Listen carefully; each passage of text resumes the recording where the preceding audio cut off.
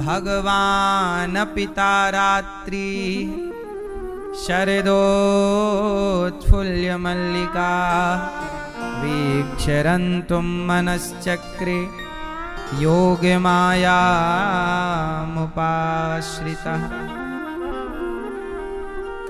आज भगवान ने गोपियों को बुलाया। गोपियां अपने अपने काम में बिजी थी कि बांसुरी रखी अधरों पर और बांसुरी बजाई। गजब की बांसुरी बजती है वृंदावन बसैया की, करूं तारीफ मुरली की या मुरली के बजैया की।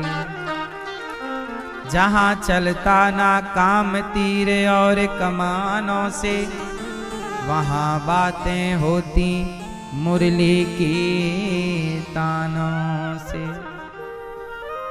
गजब की बांसुरी बजाते हैं भगवान। और जब बांसुरी बजी तो सारी गोपियां भगवान की ओर दौड़ पड़ी। अच्छा मुझे एक बात बताओ, गोपियां काम कर रही थी, गाय दोह रही, दोहंत्यो भी अयो काश्चित दोहम हित्वा समुत्सुकाः। कोई गाय दोह रही, कोई आंखों में काजल लगा रही, कोई आंगन लीप रही, कोई भोजन बना रही, पर बांसुरी सुनाई पड़ी तो गोपियों ने अपना सारा काम वहीं स्थगित किया, छोड़ा और दौड़ पड़ी कृष्ण की ओर। तो आप लोगों से मैं सवाल जरा सा कर लूं, बताओ कर्म बड़ा होता है कि धर्म बड़ा होता है? कौन बड़ा? कर्म बड़ा है। कितने लोग स्वीकार करते हैं कि कर्म बड़ा? अब धर्म बड़ा कितने लोग मानते हैं? मैया आप दोनों में हाथ नहीं उठा रही हो तो तीसरा ऑप्शन दूं क्या? रावण बड़ा, ऐसा बोलो। मैया ने दो में तो हाथ उठाए नहीं, किसी एक में। तो आप किसे रावण को बड़ा मानती हो? हैं? सुनो, कर्म बड़ा कि धर्म बड़ा? अब लोग कह रहे हैं कर्म बड़ा, ये बच्चे कह रहे हैं कर्म बड़ा है ना? आप यहां बैठे बच्चे भी कह रहे हैं कर्म बड़ा है, क्योंकि इन्होंने ट्रक के पीछे लिखी लाइन पढ़ी है ना, कर्म ही पूजा है। इन्होंने ट्रक के पीछे लिखी लाइन पढ़ ली और कर्म को बड़ा मानने लगे कि वही पूजा है। चलो आप थोड़ी सी बात कर लेते हैं इस पर। अच्छा बच्चों ये बताओ, कर्म बड़ा है? ठीक है, तो ये बताओ कसाई क्या कर रहा है? वो अपना कर्म ही तो कर रहा है। गाय काट रहा है, बकरा काट रहा है, मुर्गी काट रहा है। क्या कर रहा है वो अपना कर्म कर रहा है। उसका कर्म है गाय काट। कसाई का कर्म क्या है? बकरा काटना, गाय काटना, मुर्गी, क्योंकि उसका कर्म वही है, वो वही करता है। वो उसी कर्म की रोटी खाता है, उसी कर्म से कमाता है, कसाई उसी की खाता है। तो कर्म यदि बड़ा है तो क्या कसाई का गाय काटने का कर्म बड़ा है? कर्म यदि बड़ा है, आप कहते हो ना बेटा कर्म बड़ा, तो चोर चोरी करता है तो चोर अपना कर्म ही तो कर रहा है। तो बताओ चोर का चोरी करना ठीक है? तो फिर कर्म कैसे बड़ा हुआ? यदि कर्म बड़ा है तो चोर चोरी करता है। चोर से पूछो क्या करता है? बोले मैं तो अपना कर्म करता हूं। बोलो हाँ कि ना? कर्म बड़ा है तो शराबी क्या कर रहा है? वो अपना कर्म कर रहा है, शराब पीने का कर्म है। गंजेड़ी गांजा पी रहा है, क्या कर रहा है? वो अपना कर्म कर रहा है। तो संसार में सब लोग अपना कर्म कर रहे हैं, लेकिन कर्म बड़ा है कि धर्म बड़ा है, ये कौन डिसाइड करेगा? अब सुनो, डिसाइड कौन करेगा कि बड़ा कौन? तो आओ समझते हैं। आप लोग आटा की रोटी बनाने से पहले आटा को क्या करती हो मैया? आटा को चलनी से छलनी से क्यों चाला जाता है? ताकि उसमें से गलत चीज अलग हो जाए, सही आटा अलग हो जाए, चोकर अलग हो जाए, आटा अलग हो जाए, क्योंकि उसमें भी कुछ गंदगी है। तो गंदगी को हटाने के लिए चलनी का प्रयोग है। ऐसे ही कर्म दो तरह के होते हैं, एक अच्छे कर्म, बुरे कर्म, दोनों हैं कर्म। दोनों क्या है? कर्म। तो धर्म का काम क्या है? धर्म चलनी की तरह है। जैसे आटे को चलनी ने अलग कर दिया और आटे के कचरे को अलग कर दिया, ऐसे जब आपको धर्म का ज्ञान होगा तो धर्म वो चलनी है जो अच्छे कर्म को अलग कर देगा, बुरे कर्म को अलग कर देगा। इसलिए कर्म करने वाले को धर्म का ज्ञान होना चाहिए। कर्म करने वाले को किसका ज्ञान हो? यदि धर्म का ज्ञान ना होगा तो आप गलत कर्म भी कर लोगे। क्या चोरी करने का कर्म सही है? तो चोरी क्यों करते हैं लोग? क्योंकि उन्हें धर्म का ज्ञान, यदि आपको धर्म का ज्ञान होगा तो आप चोरी करेंगे ही नहीं। हाँ या ना? अच्छा एक बात और बताओ, कर्म कर्म हम लोग करते हैं। रावण ने भी कर्म किया, सीता मां को चुरा के ले आया। कौन? रावण चुरा के ले आया। अब मुझे आप लोग बताइए कि रावण के इस कर्म में क्या धर्म था? क्या किसी की पत्नी चुरा लेना धर्म है? ये क्या है? ये अधर्म है। और अधर्म क्यों किया रावण ने? क्योंकि धर्म का है इतना बड़ा ज्ञानी, पर धर्म का ज्ञान नहीं है। ज्ञान का मतलब ये नहीं है कि आप पढ़ लो ज्ञानी हो जाओ। क्या वो धर्म आपके जीवन में, आचरण में उतरा? क्या आपने अपनी पढ़ाई को अपने जीवन में चरितार्थ आपने किया? क्या आपने चरित्र में पढ़ाई नहीं उतारी तो पढ़ने से मतलब क्या है?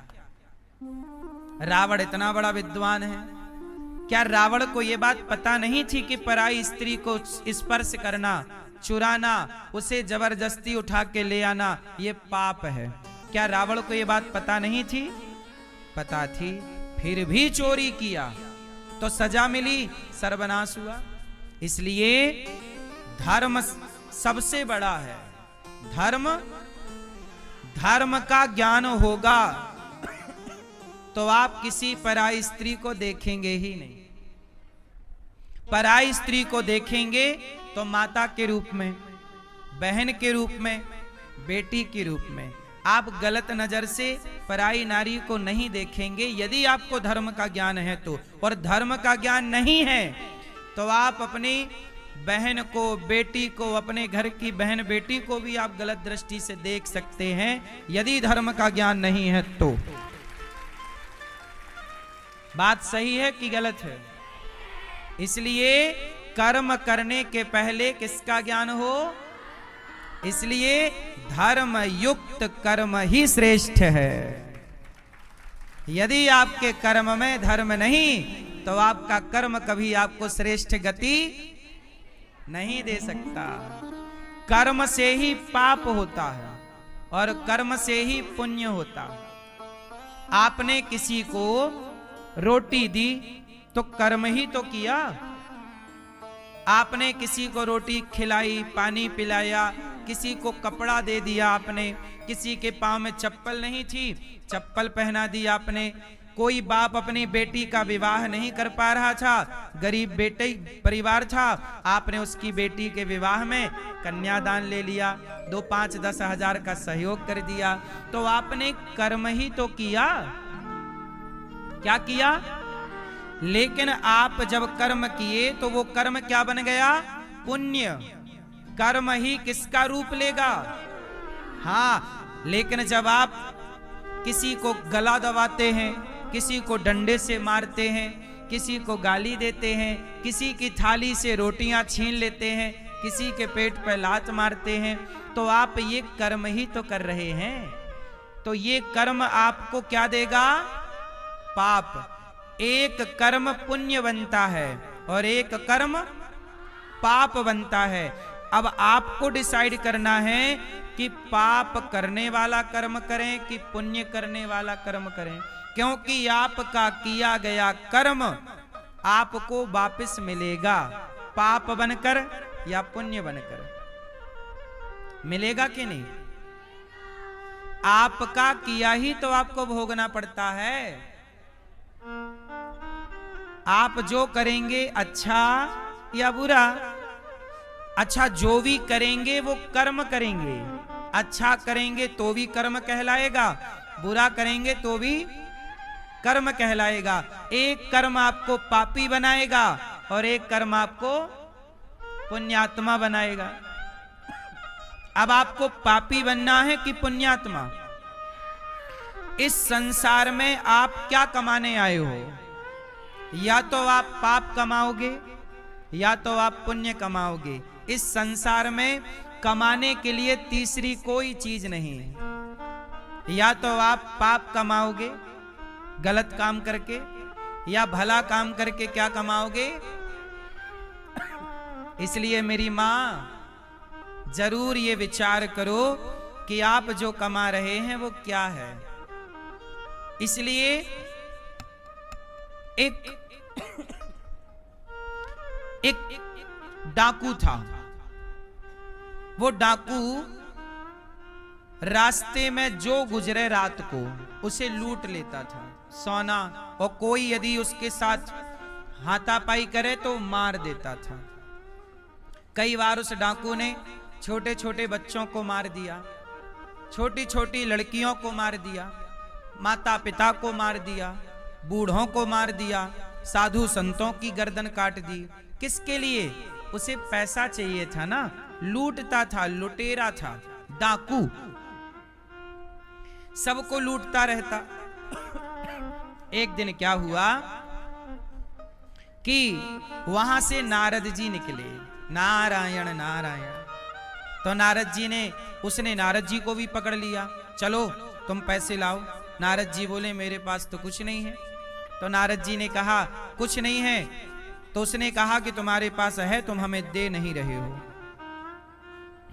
तो नारद जी ने कहा कि ये बताओ, तुम सबसे पैसा लूट लेते हो तो पैसा लूटने में जो तुम्हें पाप लगता होगा, भाई तुम किसी को सताओगे तो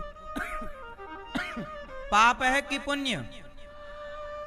एक आदमी अपनी बेटी के लिए पैसा जोड़ता है कि विवाह का टाइम आएगा, तो बेचारा हर महीने 2-5 हजार रुपए अलग निकाल के रख देता है।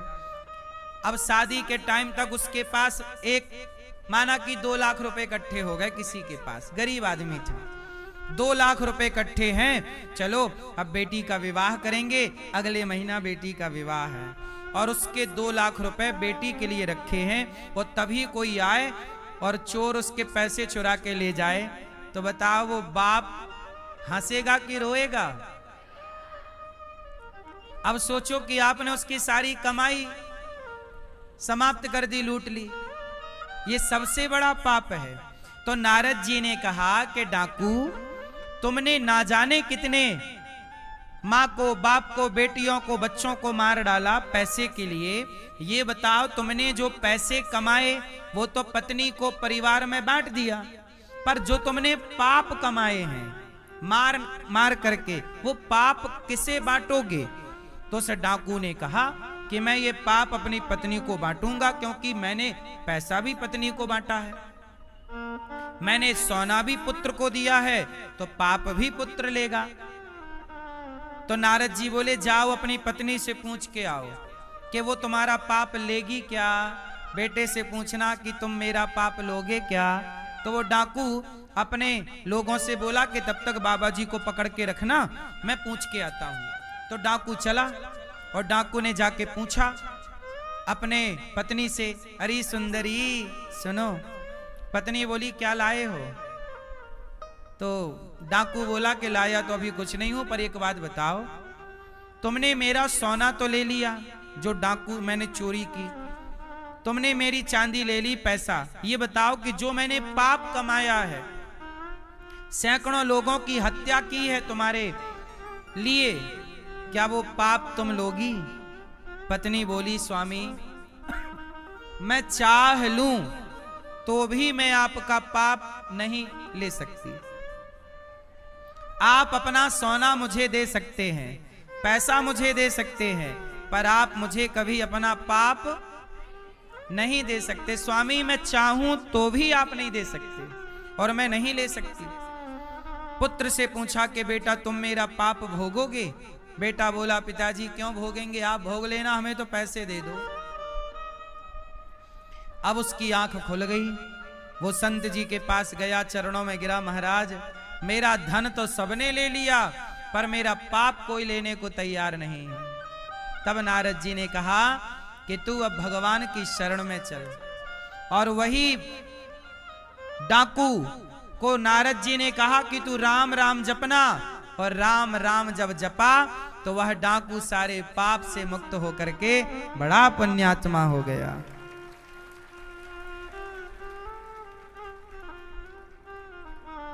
इसका मतलब यह हुआ कि आप जो वो डाकू अपना कर्म ही करता था, लेकिन उसके कर्म में पाप था।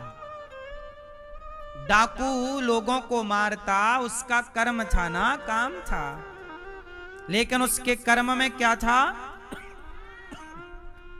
पाप था।